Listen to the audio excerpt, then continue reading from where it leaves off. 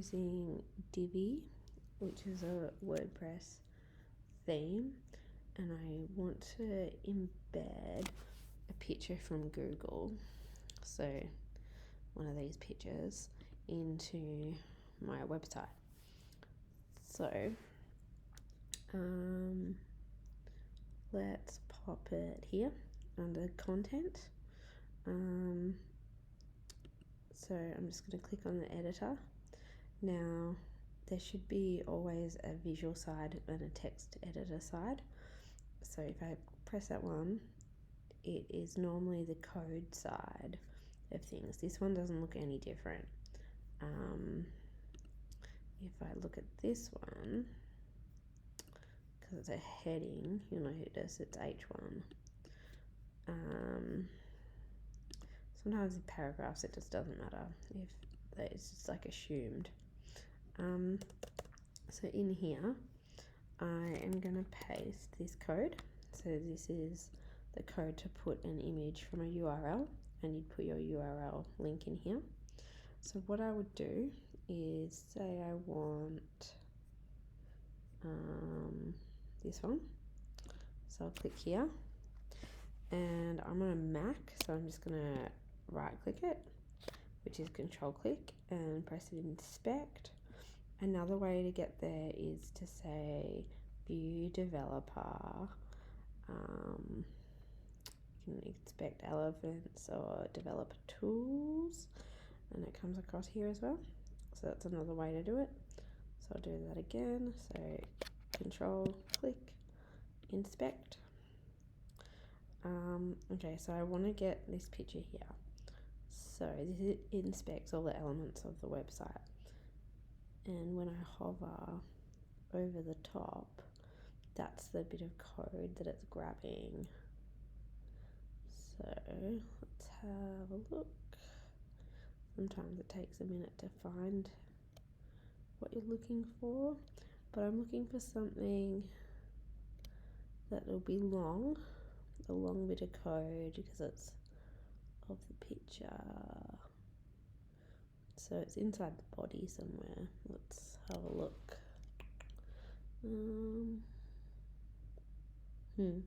I could grab this one, maybe, but it won't look like that. Yes, this one. Okay, see how it says background image? So let's click here. So here we go. So the image, so it's here where it says URL. It's this one here. So let's grab. There's a few ways to do it. Oh, see how it just keeps going? So I'm gonna grab it here. So I could have done that, or I could have double clicked here to grab it as well. But if I double click there, it's got the this one, it's written in a style. So I'll do it this way just to show you. So if I double click here and copy it, let's go back across here. I'm just going to paste it down below so we can have a little look. So if I just paste that straight in, it has the code here. But what I want to do, because this way of writing it is a little bit different to what I was doing, so I'm just going to grab the URL bit, so without the little quotation marks, and I'm going to pop it in here inside these quotation marks, and it should just pop up, but it hasn't. So let's try another thing.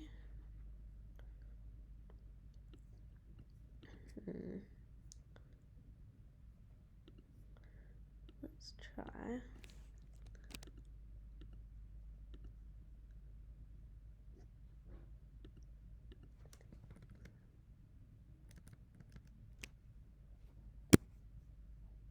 Okay, I'm just going to copy that whole thing and paste it in here, which is just exactly the same. No, it's still not there. Okay, So let's try if I didn't have the alt text tag in there.